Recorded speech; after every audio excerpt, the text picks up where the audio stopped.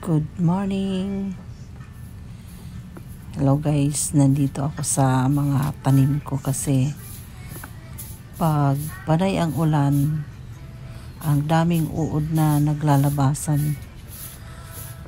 Kaya tinitingnan ko parati ito pag umuulan. Nandito sila sa ilalim ng dahon. Makikita mo na lang yung dahon. Nauubos na. Katulad nito, nakain ng uod. Lumalaki yung uod pag hindi mo double check yung dahon nila. Yan ang ganda ng Borsi albo ko. Half variegation. Kaya lang di ko alam bakit nalulusaw yung white niya na leaves pag hindi ko alam paano siya alagaan. Yan yung mga pinopropa ko na maliliit. Tumutubo na siya. Ayan. At naglinis din kami kasi yung mga dahon niya na lalata sa ulan, panay ang ulan. Pero okay lang kasi parang lumalago yung dahon niya pagka naulanan. Yung uod lang talaga ang problema kasi yung mga ang dami nang naubos na dahon. Makikita mo na lang yung uod, ang lalaki na sa likuran ng dahon nila. Kaya yun. Katulad nito, pinasok ko sa loob, pagkatingin ko maliit pa lang siya.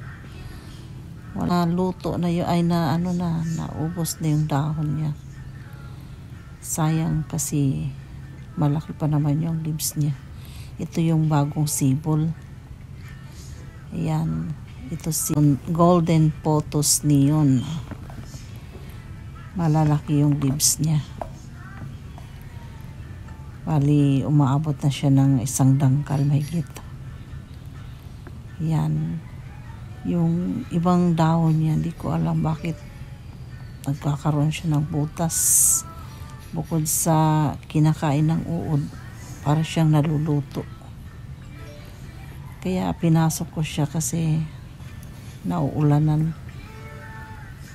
Ito naman na lusaw din sa siguro to sa abono. Si Red Congo. Malaki yung leaves niya si Red Congo. Bali, pinasok ko dahil panay ang ulan. Yan, si Red Congo. Si Red Congo at saka si Golden Pothos Neon. Ito naman si Dragon. Bali, ilalabas ko din to dahil na siya. Para siyang naiinitan. Nilagyan kasi ito ng abono kaya na siguro sa abono sa sobrang init.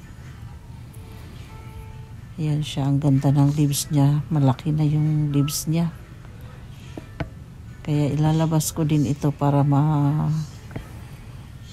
puhusan ng ulan kasi panay ang ulan.